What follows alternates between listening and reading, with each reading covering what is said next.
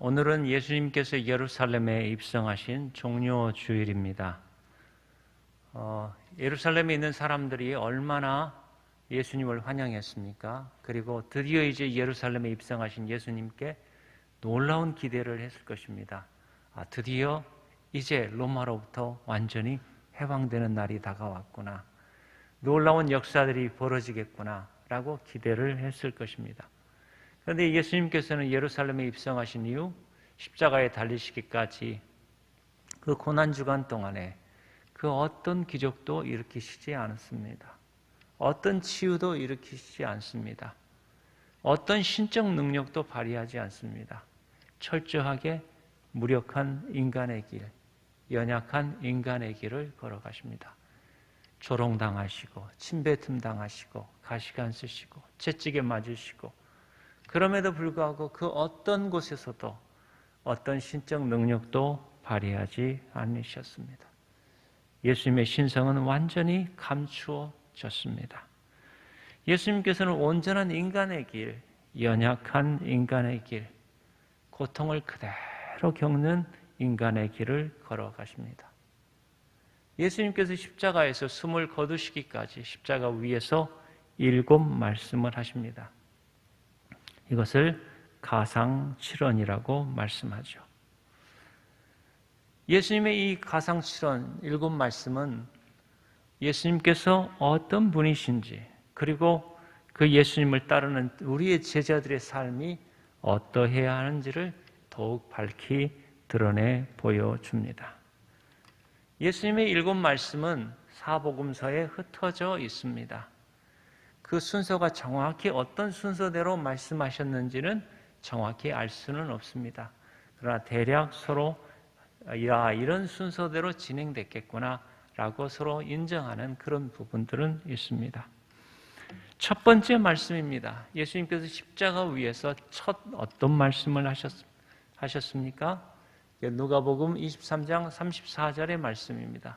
예수님의 십자가 위 첫 말씀 우리 함께 예수님의 심정을 담아서 함께 봉독해 보겠습니다. 아버지, 저들을 사하여 주옵소서. 자기들이 하는 것을 알지 못함이니이다. 이 말씀은 예수님의 기도입니다. 예수님께서 십자가 위에 달리셔서 지금 첫 말씀을 기도로 하고 있는 것입니다. 예수님께서 늘 기도하셨을 때 사용하셨던 호칭 그대로 하나님을 아바라 부르며 하나님을 신뢰하면서 기도를 드리고 있는 것입니다. 예수님께서 십자가 위에 달리셔서 드린 첫 번째 기도가 뭘까요? 여러분, 보통 십자가 위에 달리면 어떻게 기도하게 되겠습니까?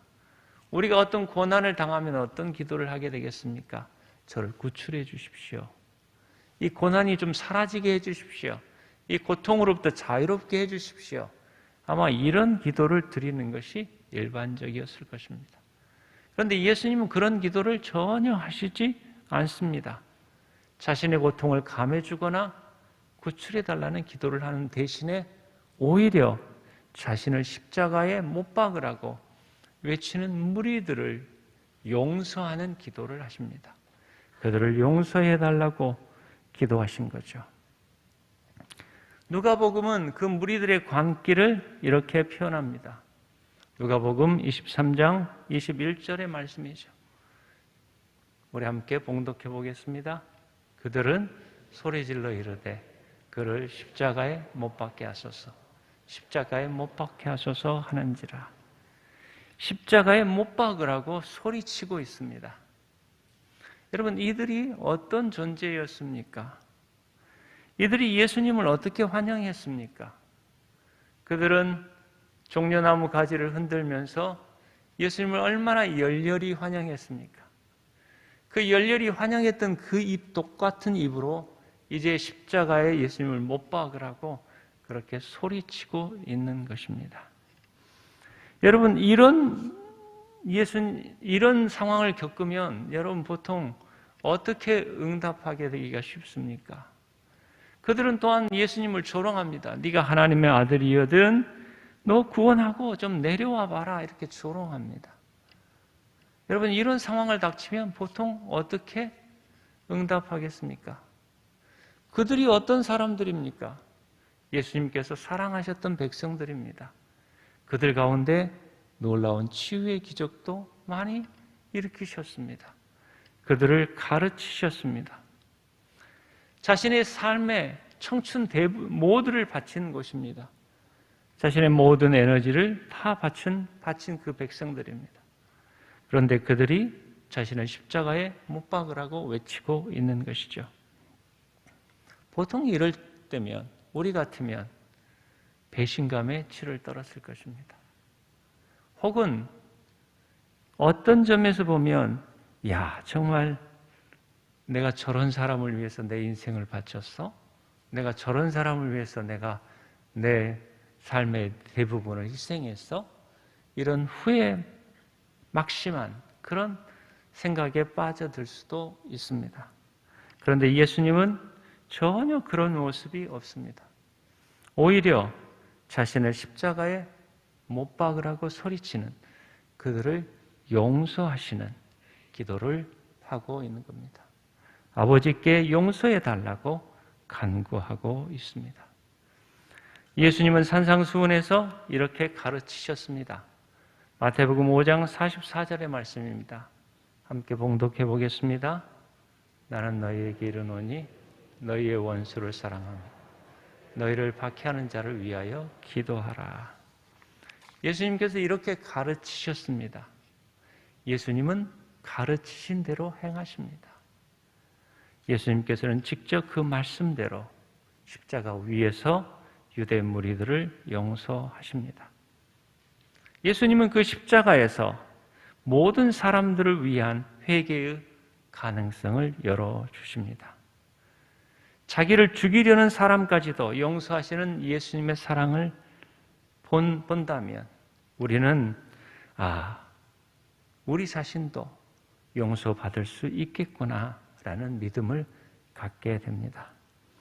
마치 이른 양 한 마리를 찾아서 예수님께서 온 광야를 두루 다니시고 그 한 마리를 찾으면 너무 기뻐서 어깨에 메거나 안고 돌아오시는 예수님의 모습을 그 남은 양들이 볼 때 어떻게 생각하게 되겠습니까? 나도 잃어버릴 때가 있는데, 나도 잃어버린 바가 될 때가 있는데, 그때도 주님께서는 나를 위해서도 이와 같이 온 광야를 두루다니며 나를 찾아 되돌아오시겠구나 라고 예수님을 신뢰하게 될 것입니다. 여러분, 예수님의 두 번째 말씀은 사형수에게 하신 말씀입니다.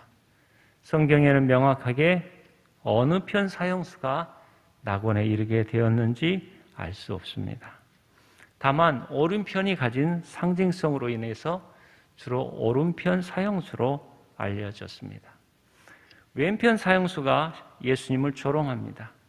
네가 그리스도가 아니냐? 너와 우리를 구원하라. 그러자 오른편 사형수가 그 왼편 사형수를 꾸짖습니다. 그리고 예수님께 간청합니다. 예수여, 당신의 나라에 임하실 때에 나를 기억하소서. 참 좋은 말씀입니다. 나를 기억해 주십시오. 나를 기억해 주십시오.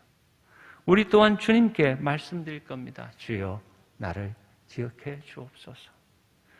그때 예수님께서 그 사형수에게 뭐라고 응답하십니까? 내가 진실로 내게 이르노니 오늘 내가 나와 함께 낙원에 있으리라. 여러분, 얼마나 복된 순간입니까? 오른편 사형수는 그 짤막한 죽음의 순간에 회개의 기회를 얻은 것입니다. 그리고 예수님과 함께 낙원에 이르는 은총을 얻습니다. 바로 예수님의 사랑은 이 십자가에서 완성에 이릅니다. 그 예수님의 사랑은 모든 사람들에게 죽음의 순간에도 회개의 기회를 주는 것입니다. 오른편 십자가에 달린 사형수에 대한 예수님의 약속은 바로 우리에게 주어진 약속이기도 합니다. 우리도 예수님에 의해 낙원으로 인도될 것입니다. 몇 해 전에 TV에서 이런 프로그램이 방영되는 것을 본 적이 있습니다. 여러분, 강형욱이라고 그 반려견 전문가가 있습니다. 혹시 이름 들어보셨습니까? 예. 고개를 끄덕거리시고 대답하시는 분은 TV를 본다는 뜻입니다. 예, 그죠? 반응이 없으신 분은 TV를 안 보시는 거예요. 저는 TV를 보겠습니까? 안 보겠습니까? 예, 보니까 이런 예화를 할 수 있는 거죠. 그죠? 예, 그렇습니다. 강형욱이라는 반려견 전문가가 있는데 자기가 한 반려견을 길렀습니다. 그런데 그때는 너무 가난해가지고 자기가 계속 기를 수가 없어서 입양을 보낸 것입니다. 그 뒤로 마음이 얼마나 아팠겠습니까? 그 입양 보낸 반려견의 이름이 레오입니다. 그래서 계속해서 레오가 어디에 있는지 추적했겠죠. 살펴보니까 부산에 있는 경찰대에 소속된 경찰견으로 일하고 있었습니다. 어떤 일을 하고 있었냐면 냄새를 통해서 산에 조난당한 사람들을 찾아내거나 어떤 시신을 냄새를 맡아서 숨겨진 시신을 찾아내거나 하는 그런 역할을 했던 것입니다. 이제 레오가 나이가 들어서 더 이상 그 역할을 할 수 없게 되었습니다. 그래서 레오의 은퇴식이 있게 된 겁니다. 그런데 이 강형욱이가 다시 그 경찰대에 이제 내가 재입양을 하겠습니다. 내게로 입양되게 해주십시오 해서 이 레오의 은퇴식에 참여하는 것입니다. 이제 레오가 은퇴식을 하는 것을 옆에서 지켜보죠. 그리고 은퇴식이 끝나자 이제 레오가 강형욱에게 이렇게 안내됩니다. 그 강형욱이가 레오를 이렇게 인계받으면서 레오에게 이렇게 말합니다. 레오, 집에 가자. 이제 집에 가자. 이렇게 말하는 것입니다. 저는 그때 이 말이 제 마음 깊은 곳에 울림을 느꼈습니다. 이 말이 제 마음 깊숙한 곳에 울림을 주는 걸 느꼈습니다. 울컥해졌죠. 사명을 마친 레오에게 이제 집에 가자라고 말하는 것입니다. 저는 그때 그런 생각이 들었습니다. 우리가 이 땅에서 사명을 모두 마쳤을 때 예수님께서 우리에게도 그렇게 말씀하시지 않겠나? 자기 이름 넣으면서, 그죠? 승기야. 승기는 접니다. 승기야. 이제 집에 가자. 이제 집에 가자. 여러분 이름을 아마 넣으면서 그렇게 주님께서 말씀하십니다. 오늘 네가 나와 함께 낙원에 있을 것이다. 이제 집에 가자. 예수님의 세 번째 말씀은 예수님께서 어머니 마리아와 사랑하는 제자 요한에게 했던 말씀입니다. 우리 세 번째 말씀 먼저 어머니에게 했던 말씀 함께 봉독해 보겠습니다. 여자여 보소서 아들이니이다. 사랑하는 요한에게 했던 말씀 보겠습니다. 보라 내 어머니니라. 예수님은 십자가 위에서 어머니 마리아를 사랑하는 제자 요한에게 부탁합니다. 물론 어머니의 생활과 어머니의 안전을 위해 제자에게 부탁했겠죠. 그러나 예수님의 이 부탁은 그 의미 이상의 의미를 담고 있습니다. 요한복음에 의하면 예수님의 어머니 마리아는 예수님을 그 누구보다도 신뢰하고 믿었던 첫 번째 신자로 표현되어 있습니다.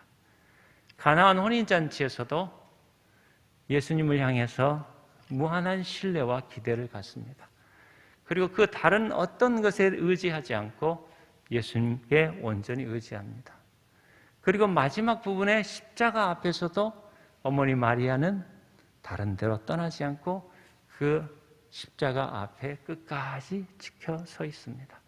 이처럼 처음부터 끝까지 온전히 주님을 향한 일편단심의 마음을 갖는 첫 번째 신자로 어머니 마리아를 나타내고 있는 것입니다. 그래서 사랑하는 요한이 그 마리아를 어머니로 모셔드렸다고 하는 것은 이제 요한을 비롯한 요한의 신앙 공동체의 많은 사람들이 이 어머니 마리아의 믿음을 본받아야 된다라는 것을 말해주고 있습니다. 또 동시에 이 내용은 이제 예수님께서 완전히 새로운 인간관계를 창출하신 것을 보여주고 있습니다. 새로운 공동체를 창출하신 것을 말씀해 주고 있습니다. 예수님의 어머니 마리아를 자신의 집에 모셔드렸다고 하는 것은 그동안의 혈통의 바탕을 한 가족관계가 아니라 이제 하나님의 뜻에 따른 가족관계 형성, 확대 가족이 형성되었음을 주님께서 말씀하고 계신 것입니다. 마태복음 12장 49절에서 50절 말씀입니다. 우리 함께 봉독해 보겠습니다. 나의 어머니와 나의 동생을 보라. 누구든지 하늘에 계신 내 아버지의 뜻대로 하는 자가 내 형제요 어머니요 자매요 어머니니라. 이제 완전히 새로운 가족관계를 얘기하는 것입니다. 혈통에 따른 가족관계가 아니죠. 누구든지 하늘에 계신 내 아버지의 뜻대로 하는 자가 내 형제요 자매요 어머니니라. 여러분, 강주 제일교회 성도 여러분 모두는 우리가 함께 가족 맞습니까? 정말 우리가 가족입니까? 약간 좀 긴가민가 하는 것 같아요. 여러분, 정말 우리가 가족입니까? 아멘. 네. 정말 우리는 하나님의 뜻대로 행하는 그런 한 가족임을 믿습니다. 예수님께서 네 번째 십자가 위에서 말씀을 하십니다. 네 번째 말씀은 고통에 찬 절규입니다. 여러분이 잘 알고 계신 말씀이죠. 함께 해보겠습니다. 엘리 엘리 라마 사박다니. 나의 하나님 어찌하여 나를 버리셨나이까. 엘리 엘리 라마 사박다니의 뜻을 풀이하면 그렇게 된다는 뜻이죠.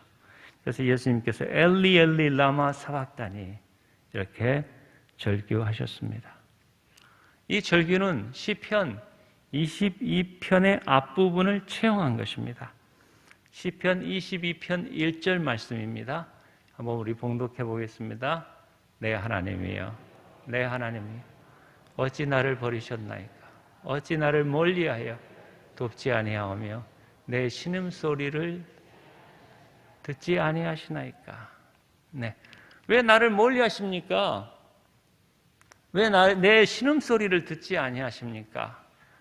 마치 하나님께 버림받은 것 같은 그런 절규입니다. 그런 고통을 말하고 있습니다. 그런데 이 시편 기자는 저 하나님께 버림받는 것 같은 절규로 저 시편의 기도를 끝냈을까요? 그렇지 않습니다.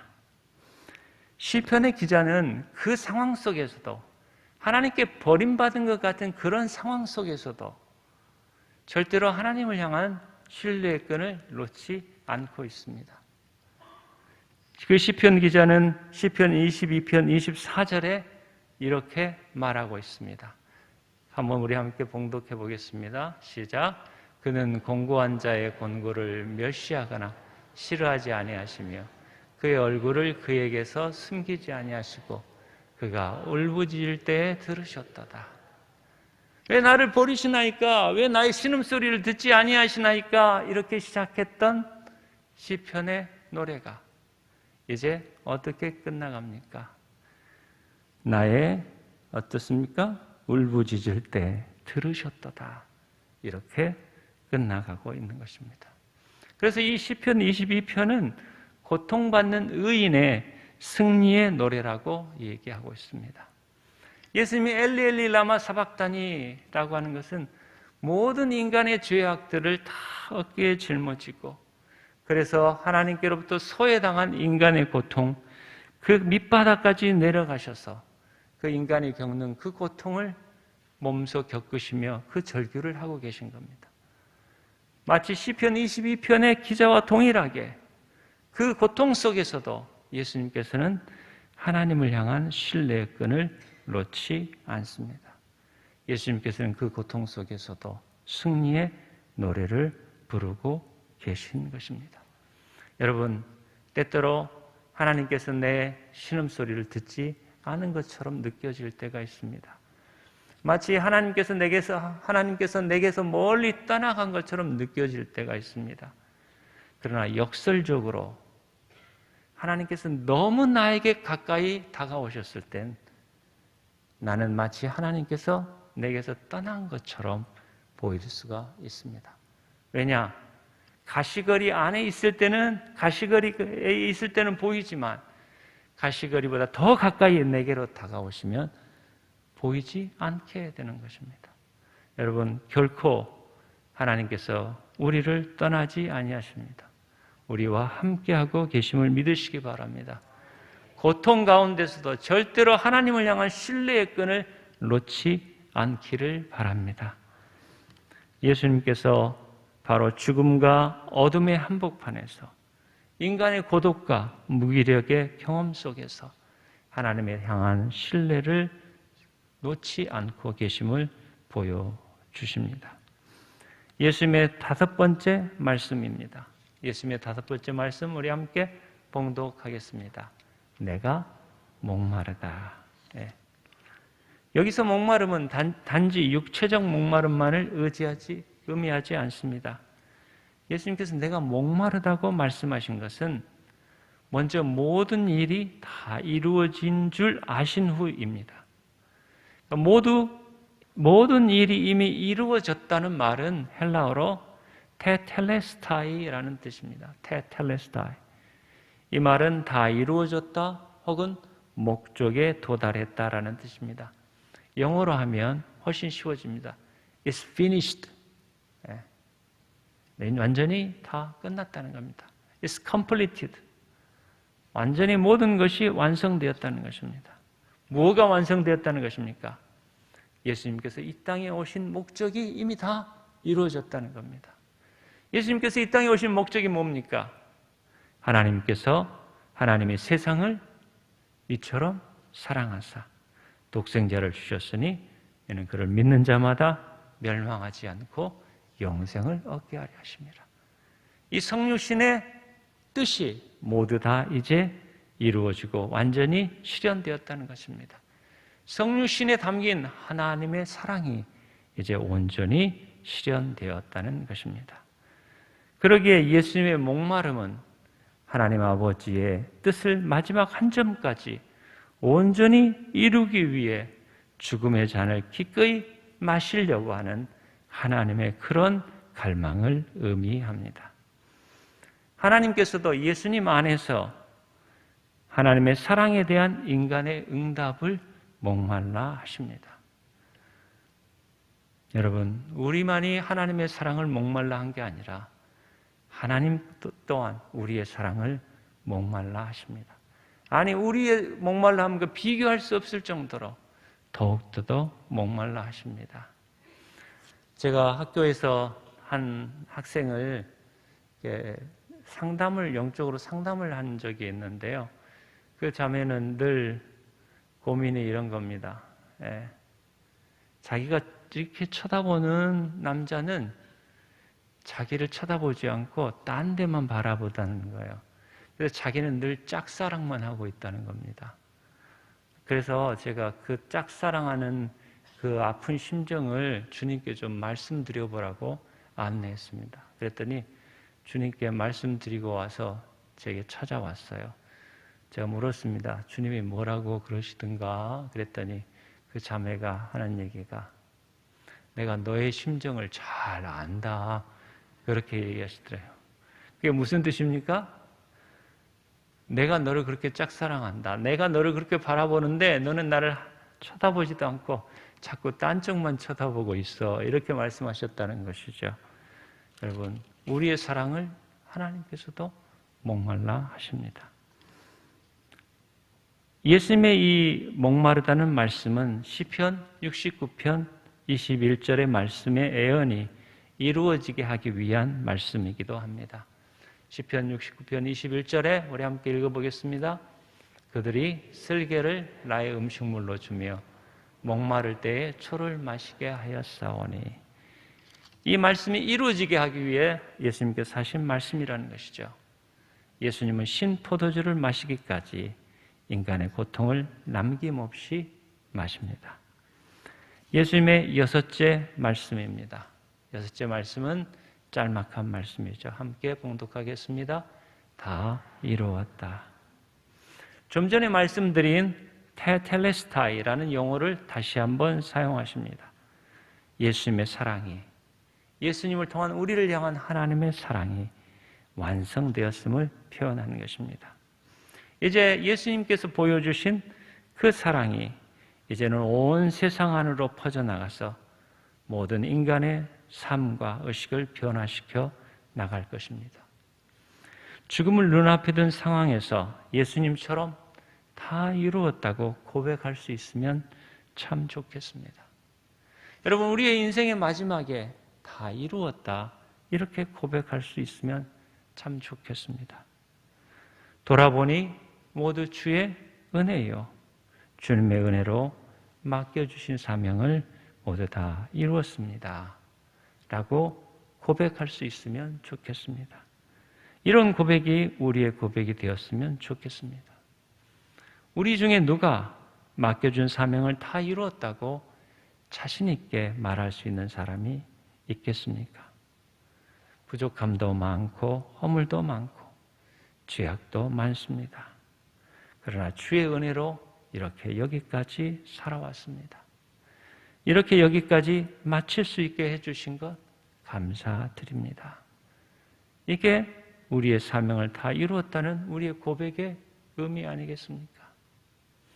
여러분, 나이가 들어갈수록 더 경건해지고 거룩해집니까? 고개를 흔드시는데요. 예. 나이가 들어갈수록 분명한 것은 죄의 총량은 더 많아진다는 것입니다. 맞죠? 예. 죄의 총량은 더 많아집니다. 예. 나이가 들어갈수록. 예. 그 가운데서도 주님께서 이렇게 인도해 주셔서 그 많은 허물에도 불구하고 이렇게 인도해 주셔서 여기까지 살게 되었고, 부족한 그 가운데서도 이렇게 이 삶을, 내 소명을 마칠 수 있게 해주셔서 감사합니다. 이런 고백을 드릴 수 있는 우리의 마지막 날이 되었으면 좋겠습니다. 예수님의 마지막 말씀입니다. 다 같이 봉독해 보겠습니다. 아버지, 내 영혼을 아버지의 손에 부탁하나이다. 네, 정말 좋은 말씀입니다. 아버지, 내 영혼을 아버지의 손에 부탁하나이다.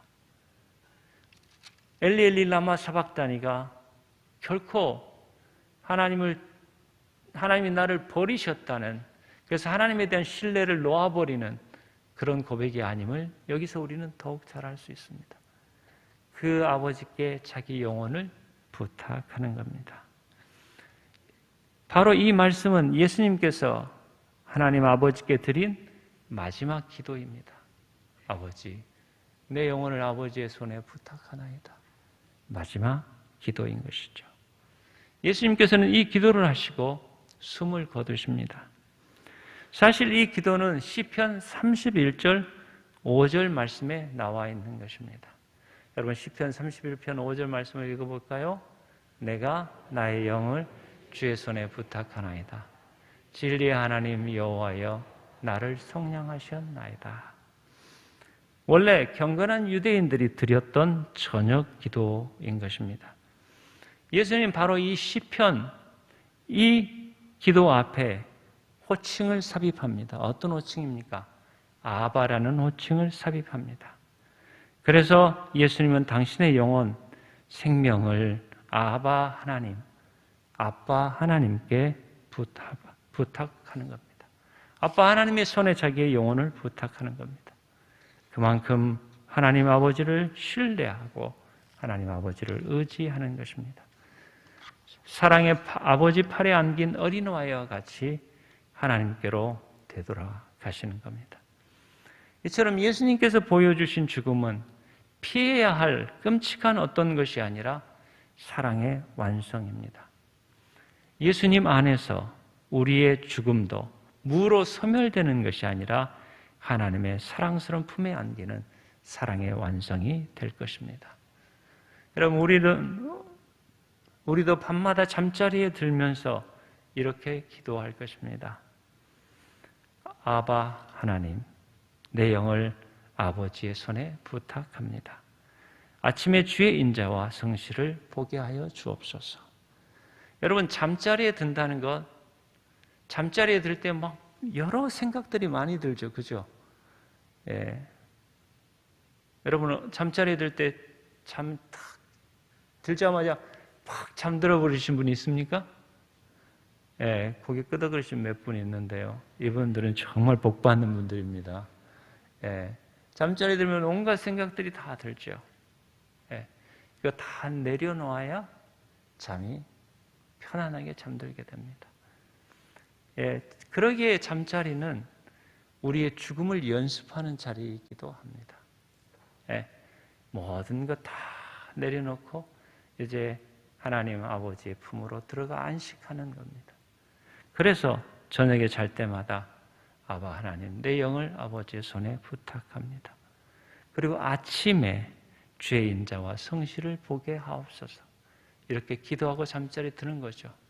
그리고 아침에 깨어나서 이렇게 새 아침을 찬양하는 겁니다. 여호와는 위대하시도다. 주의 선하심과 인자하심을 찬양하는 겁니다. 주의 선하심과 인자하심이 영원하도다. 이렇게 찬양하는 거죠. 우리의 마지막 날에도 예수님처럼 아바 하나님, 내 영혼을 아버지의 손에 부탁하나이다 라고 기도하며 하나님의 사랑의 품에 안기게 될 것을 믿습니다. 여러분, 예수님의 십자가 위 7 말씀을 천천히 되새기며 마음에 새길 수 있기를 바랍니다. 이 말씀들이 우리 안에서 능력으로 역사해서 말씀들에 담긴 예수 그리스도의 모습이 오늘 우리를 통해서 드러나기를 주님의 이름으로 축원합니다. 기도하시겠습니다.